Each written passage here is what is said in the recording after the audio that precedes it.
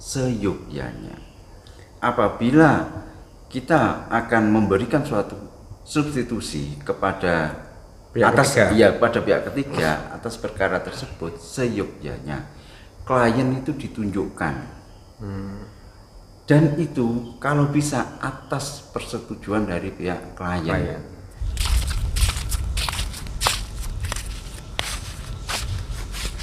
Piye? Iya. Ada berapa? Alhamdulillah pemirsa, jadwal kita yang kemarin lumayan padat sudah dan lancar tapi. Dan nanti Pak Ibu diceritakan dulu. Alhamdulillah sudah selesai semua dan sudah selesai semua. Bukan ya, maksudnya jadwal kemarin sudah. Bukan Pak, bukan Bapak Welem. Maksudnya agenda kemarin sudah terselesaikan dengan baik, dengan hasil yang maksimal. Semoga nanti hasil akhirnya menang semua. Amin. Semoga mohon bantuan doa-doanya pemirsa semua ya. Ya doa sendiri aja loh. Iya, ya kan bisa dibantu kan. Caranya bantu gimana? Ya didoakan di rumah masing-masing maksudnya gitu. Oke. Lumayan berkeringat pemirsa, tapi alhamdulillah pagi ini matahari cerah sekali. Kita habis jalan santai Pak Bos. Oh, bukan. Bukan. Kita bukan petinju Pak Bos. Pemirsa, kita masuk dulu ya. Coba lumayan berkeringat soalnya nanti takutnya malahan kita mandi dulu. Bukan. Tadi sudah mandi gimana? Itu loh apa? Yang kita kan bingung, jadwal kita padat. Oh iya pemirsa, ada 10 kota dalam satu hari itu. Enggak, gini pemirsa, kebetulan kemarin itu kita sidang di 3 tempat yang berbeda dan dengan waktu yang sama. 3 pengadilan negeri yang berbeda. Surabaya, PN Kota Malang sama PN Kepanjen, Kabupaten Malang. Bagaimanakah? Iya, bagaimanakah apabila pengacara itu dapat perkara lebih dari 100 kali. Bukan, maksudnya gini loh. Maksudnya jadwalnya yang sama itu gimana cara apa mengatur atau manajemen waktunya seperti apa? Nah, ini Big Boss mau berbagi tips mengenai tersebut. Dengan kayak apa? Kasus kita kemarin, perkara kita kemarin 3 tempat yang berbeda dengan waktu yang bersamaan. Gimana Pak Bos? Bob, saya tidak akan membagi tips. Iya, gini ceritane. Enggak, biar pemirsa tahu Pak Bos. Ya, tipsnya seperti apa gitu. Bismillahirrahmanirrahim. Iya, diawali dengan doa. Iya, doa. Amin. Bismillahirrahmanirrahim. Amin. Alhamdulillah. Amin. Sudah. Iya, itu berarti mengungkapkan rasa syukur di pagi hari. Oh iya. Kita masih diberikan kesehatan. Amin. Ya kan? Kita masih diberikan rezeki yang amin. Ya, amin. Kembali ke tadi Pak. Ya, kembali ke kameramen ya. Tips itu tadi Pak. Jadi gini teman-teman, apabila kita menemui tak? Terserah apa? Menemukan. Atau gini, ditemukan. Astagfirullah. Mengambang. Pieu, kameramen. Bukan, kita tadi ceritanya bukan begini Mirsa. Kita mau bagi tips, mau bagi resep gimana cara menghadapi waktu yang sama di 3 kota atau beberapa kota. Ceritanya tadi seperti itu, tapi kok malah ada ditemukan mengambang. Iki piye ceritane? Kameramen ini Pak Suhu ya. Jadi serius Pak ya, Bos. serius. Enggak pernah serius. Sama kameramen juga enggak pernah serius. Iya. Gimana Pak Bos? Apabila kita menemukan jangan guyu kok. Guyunan aku. Serius. Apabila kita menemukan tiga guyu dong. Iya. Menemukan jadwal yang padat, yang apa itu namanya benturan jadwal yang sama. Iya. Jadi di dalam surat kuasa itu kita sering mencantumkan ada hak substitusi dan hak retensi. Nah, kita lebih fokus di sini adalah hak retensi. Hak substitusi maksudnya pemirsa. Gimana Pak Bos? Apa itu hak substitusi? Terus bagaimana cara penerapannya? Guyu udah kok. Serius. Serius. Gimana? Cerita. Iya. Serius. Iya.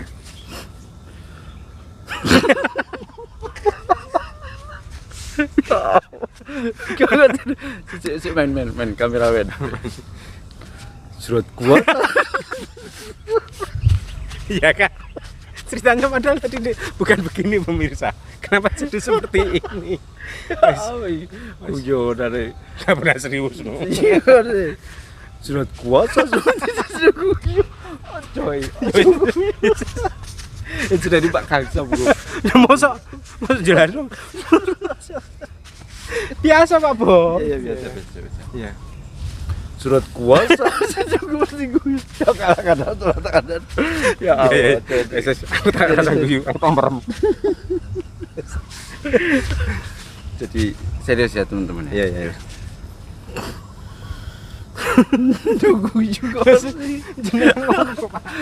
Menjeru wae. Arek guys itu serius kok. Wes kita di dalam aja, panas.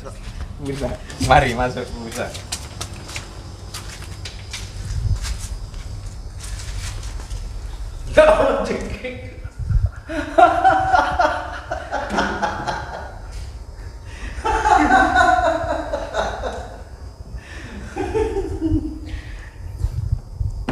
Ya terus ya drone kan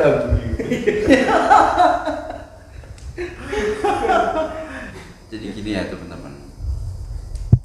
Di dalam surat kuasa kita kan selalu mencantumkan hak substitusi dan hak retensi. Hak substitusi apabila kita mendapatkan jadwal yang padat seperti halnya yang disampaikan tadi sama Pak Kuku, itu berada di 100 kota lah dalam satu hari ya. Iya. Ya, 100 kota. Terus kemudian kita membuat surat kuasa substitusi seandainya katakan tim kita ada berapa orang?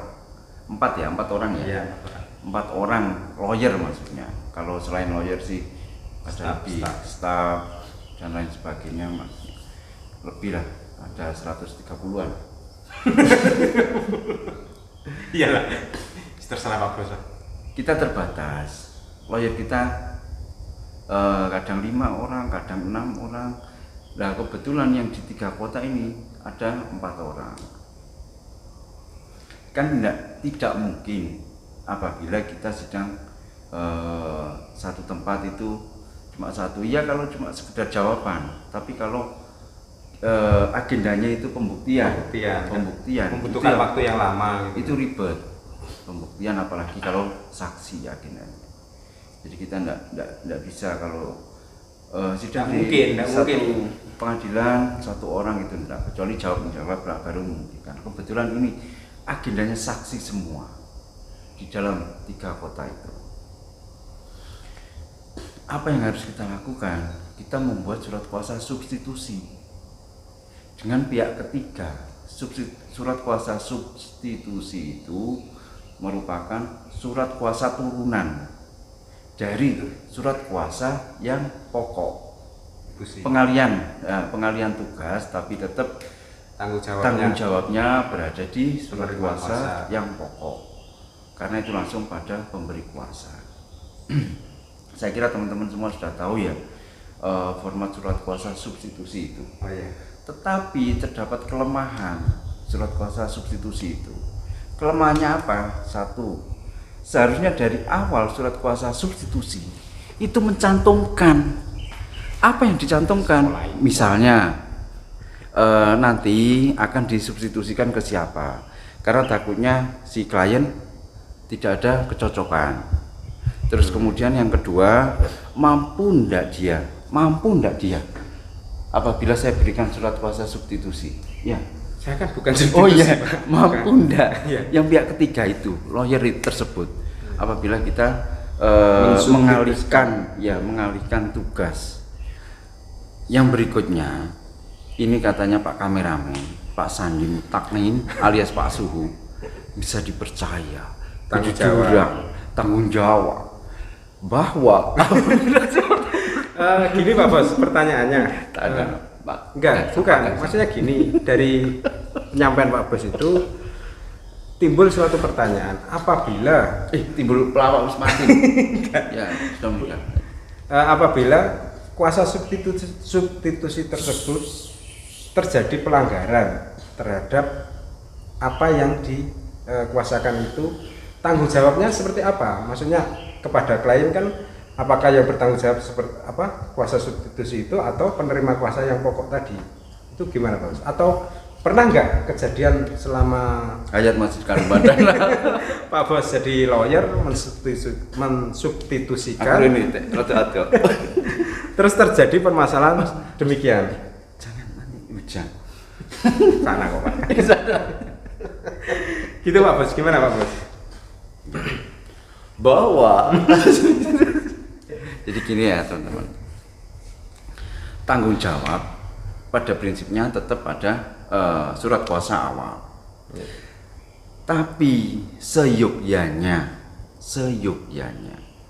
apabila kita akan memberikan suatu substitusi kepada pada pihak ketiga atas perkara tersebut, seyogyanya klien itu ditunjukkan. Dan itu kalau bisa atas persetujuan dari pihak klien. Tapi sayangnya selama ini belum ada aturan perundang-undangan yang mengenai surat kuasa substitusi tersebut. Karena yang ditakutkan apa yang disampaikan Pak Koko tadi, apabila nanti terjadi pelanggaran. Iya, terjadi pelanggaran mungkin karena kelalaiannya atau ketidakmampuan dalam menguasai materi, maka tidaklah mungkin tanggung jawab itu berada di yang bersangkutan, si penerima surat kuasa substitusi. Tapi tetap pada surat kuasa pokok. Ada kalanya tanggung jawab tersebut tetap diperjanjikan, yaitu tanggung renteng apabila terjadi pelanggaran yang disengaja. Tapi ini caranya ini yang disengaja. Jadi sama kelalian, katakan kelalian sama ini acaranya jawab menjawab. Yang bersangkutan sudah dipanggil 3 kali. Tetapi ternyata yang dipanggil 3 kali tadi tidak merasa, dia ngotot. Ini masih dipanggil 1 kali Bu, gitu. Akhirnya sidanglah sampai terakhir. Itulah yang dialami Pak Sandi. Iya, Bukan itu curhat Pak Bos. Oh, curhat. Iya. Kita itu padahal baru dipanggil 1 kali, Bro. Masa 3 kali? ayo di bawah Sama nulis cerita. Aku sepegel. Oh, mungkin penjelasan Pak Bos tadi terkait kuasa substitusi kepada pihak ketiga, tips ya untuk teman-teman pengacara yang apabila mau menggunakan hak substitusi, pilihlah dulu pengacara tersebut mampu enggak, tadi disampaikan Pak Bos, mampu enggak terhadap perkara yang ditangani. Pertama itu. Kedua, dedikasinya seperti apa terhadap dunia hukum atau dunia pengacara itu seperti apa, sejauh mana dia berkecimpung, dan terkait maksudnya disiplin dan lain sebagainya lah. Itu tetap poin pertama. Jangan asal ya sudah saya tidak bisa, saya harus pakai pengacara A, pengacara B. Nah itu nanti ditakutkan seperti tadi yang saya sampaikan sama Pak Bos, terjadi hal-hal yang tidak diinginkan. Itu tanggung jawabnya besar sekali pemirsa, tanggung jawab ke klien, tanggung jawab ke pihak lainnya. Mungkin itu pemirsa.